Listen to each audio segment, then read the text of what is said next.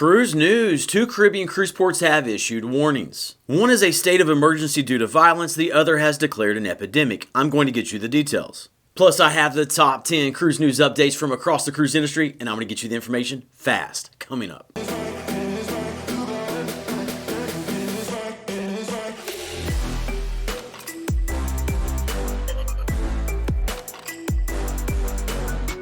Welcome to the Travel Scouts. My name is Jason. We are your cruise information channel. Kelly and I disconnected this past week to relax on a cruise, but we are back, so let's go ahead and jump into the top cruise news. Number 1, Carnival Cruise Line has completed the rollout of their digital Debark system across their North American fleet. The digital Debark system allows Carnival cruisers to select their preferred debarkation time window, and it walks them through everything that is needed for a successful debarkation morning, to include luggage tags if needed and how the entire process works. Carnival's rollout of this new process began last November, and it is now complete across all cruise ships based in North America. Number 2, the Caribbean Princess cruise ship has received a very low inspection score. The Caribbean Princess cruise ship is currently homeporting in Fort Lauderdale, Florida. The ship was inspected on March 20th and it received an 86 out of 100. That is the lowest possible passing score. During the past 12 months, only 4 other cruise ships have scored an 86 or lower. The Caribbean Princess had 44 total deficiencies noted on the report. Several involved insects, and the inspector also noted many deficiencies in the food service area. The next step is for the cruise ship to make adjustments and then submit a report detailing their corrections. Moving on to number 3, the nation of Panama has opened a new cruise terminal on their Pacific coast. The new cruise terminal is located in Panama City, and it will be capable of accommodating 2 cruise ships simultaneously. While cruise tourism grew significantly in 2023, recently the nation has been struggling due to a drought that is impacting canal water levels. Panamanian authorities are hoping that the new Pacific Coast terminal will help provide a much-needed tourism boost for the nation.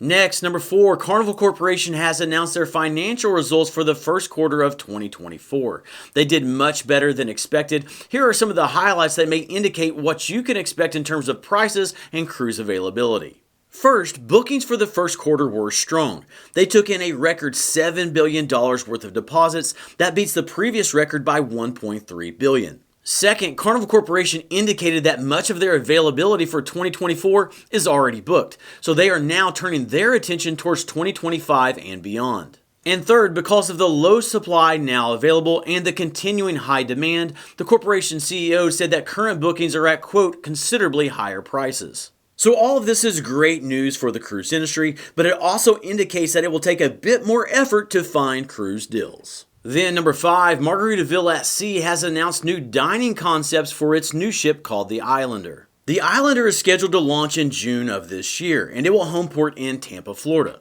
The newly renovated ship will still have some of the cruise line's favorites, such as JWB Prime Steakhouse and their Cheeseburger in Paradise. However, they are also adding 5 completely new dining options. These include Far Side of the World Sushi Bar, Mexican Cutie Cantina, Island Eats, Tiki Grill, and the Islander Dining Room. The Islander cruise ship will be offering 4, 5, 6, and 7-night itineraries. Okay, we have 5 cruise news pieces remaining, including the top headlines of the day, but quick question, chime in down below. Speaking of the Margaritaville at Sea cruise line, they got off to a rough start with the launch of their first ship, the Paradise. They had quality issues and other things, but now with the launch of the Islander, it seems they're having some new itineraries, they're having some new options. So my question for you today is simply this. Would you be willing to give the Margaritaville at Sea Islander cruise ship a try?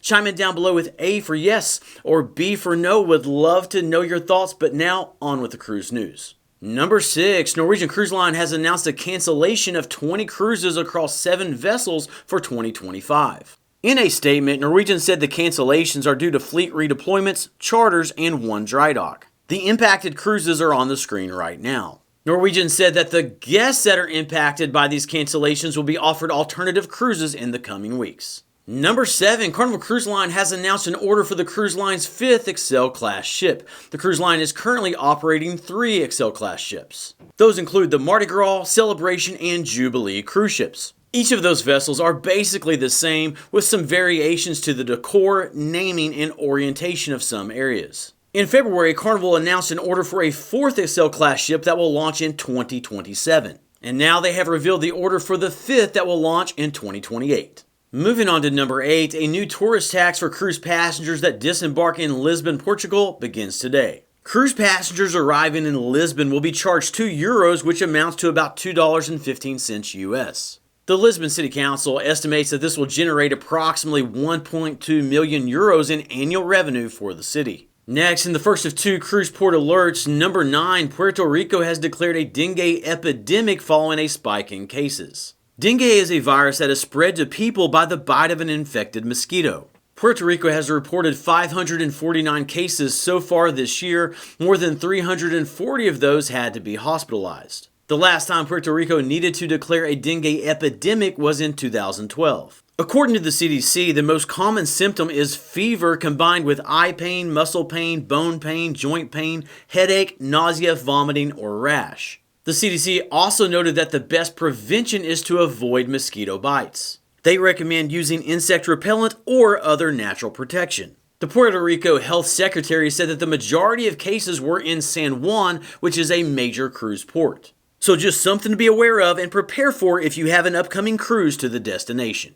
Then number 10, the Caribbean nation of Belize has declared a state of emergency. Belize is a Central American nation whose shorelines are in the Western Caribbean. And this new warning comes amid an upsurge in violent gang activity in Belize City. The state of emergency will be in effect for up to 1 month, but it could be extended. The largest danger area is in the south side of the city. The cruise terminal is on the far eastern tip, bordering the area of concern. Like with other cruise warnings that I share with you, the key thing is that you need to be aware. Belize is a tender port, meaning that you will take small vessels from the cruise ship into the terminal area. Know that the terminal area in Belize is kept secure. So it is strongly recommended that you stay in the terminal area or you book an excursion with the cruise line. It is not a good idea to wander into Belize City on your own. Do know that the situation changes rapidly, and I will share with you any updates as they are received. Okay, subscribe and turn the notification bell on to stay up to date with the latest cruise news and information. The next video, it'll be coming out soon, but until then, keep on cruising and we'll catch you in the next video.